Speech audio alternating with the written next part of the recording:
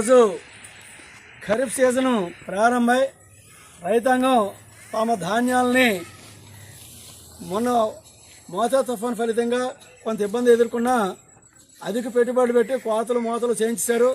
చేలు కళ్ళకు వచ్చేసాయి. ఈరోజు మనం చూస్తున్నాం వీరఘట్ట మండలం సంత నరసపురం గ్రామంలో మేము ఆంధ్రప్రదేశ్ రైతు సంఘం తరఫున ఇక్కడికి రావడం జరిగింది. రైతులతో మాట్లాడుతున్నాం. ప్రభుత్వం విస్తృతంగా ప్రచారం చేస్తుంది. ఏదైతే మేము మొదటి రకం ధాన్యానికి క్వింటాకి 2389 రూపాయలు, రెండో రకం ధాన్యానికి ప్రభుత్వ నిబంధనల ప్రకారం చూసుకుంటే 2369 రూపాయలు కొనుగోలు చేస్తాం. దళారుల దగ్గర మీరు వెళ్ళొద్దు, మిల్లర్ల దగ్గరికి మీరు వెళ్ళాల్సిన పని లేదు, మేమే కొనుగోలు చేస్తాం, ప్రభుత్వ యంత్రాంగం వచ్చి కొనుగోలు చేస్తుందని ప్రచారం కొడుతున్నారు. వాస్తవ స్థితి చూస్తే ఏమిటి అనేది క్షేత్రస్థాయిలో పరిశీలన చేయడానికి మేము ఆంధ్రప్రదేశ్ రైతు సంఘం తరఫున ఇక్కడ రావడం జరిగింది. అనేక గ్రామాలు ఇప్పుడు చూసుకుంటూ వచ్చాం. ఈ గ్రామంలో 84 కేజీలు తుయ్యాల్సి వస్తుంది. 1810 రూపాయలకు మించి ఇవ్వడం లేదు. ధర 1800 రూపాయలు ఇస్తున్నారు. రైతులు కూడా చెప్తున్నమాట.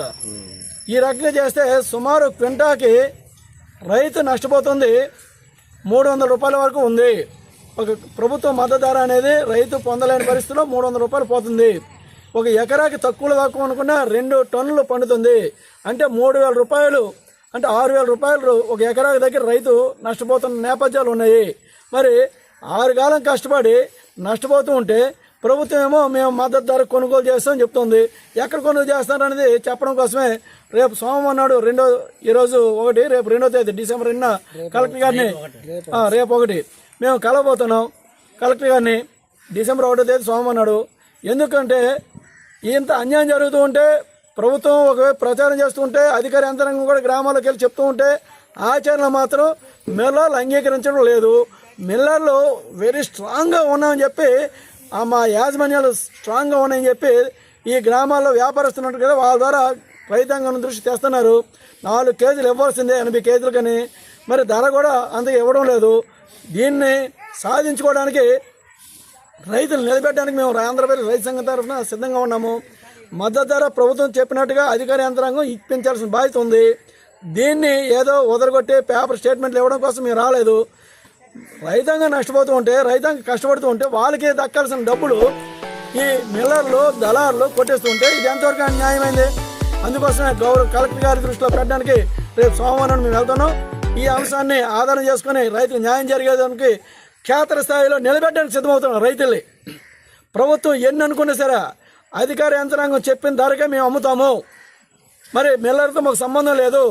క్షేత్రస్థాయిలో ఏవైతే ప్రభుత్వ యంత్రాంగం ద్వారా సరఫరా చేసినట్టు తేమ శాతం కానీ, లేకపోతే ఈ ఇతర పొల్లు కానీ, లేకపోతే పాయ అనే ఈ టెస్టులు ఏటో ఉన్నాయో ఆ టెస్టులు సచివాలయంలో వాళ్ళు ఇచ్చిన నివేదిక ప్రకారంగానే మేము ఆ ధరకి అమ్మడానికి సిద్ధంగా ఉన్న రైతాంగాన్ని ఆంధ్రప్రదేశ్ రైతు సంఘం సిద్ధం చేస్తుంది. ఆ రకంగా ప్రభుత్వ మద్దతు ధరను పొందడానికి సిద్ధం చేస్తుంది. దానికి యంత్రాంగం కూడా ఏదైతే ప్రచారం చేస్తున్నారో ప్రచారం కాకుండా రైతును ఆదుకోవడానికి సిద్ధం కావాలని చెప్పేసి మేము కోరుతున్నాం.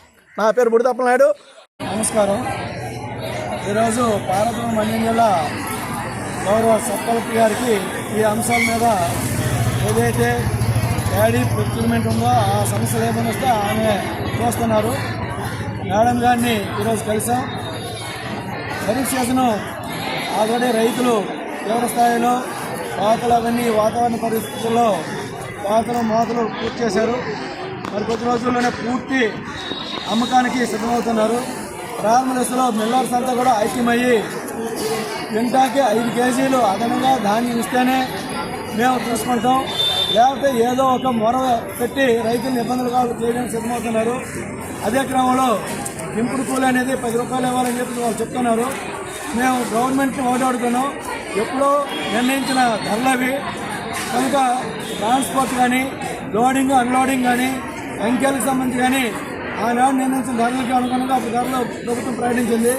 ఈరోజు పెరిగిన ధరలకు అనుగుణంగా వాటి ఛార్జీలు కూడా పెంచాలని చెప్పేసి ప్రభుత్వానికి మేము రిక్వెస్ట్ చేస్తున్నాం.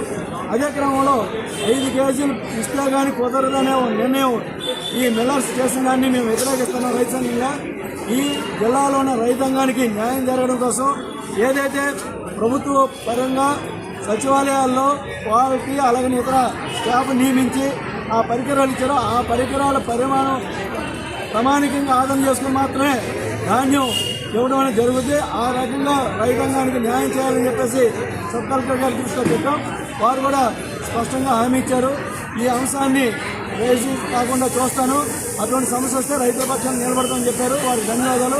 ఇది అమలు చేయకపోతే ఆంధ్రప్రదేశ్ రైతు సంఘ తరఫున ఎటువంటి ఆందోళనకనే మేము సిద్ధంగా ఉన్నాం.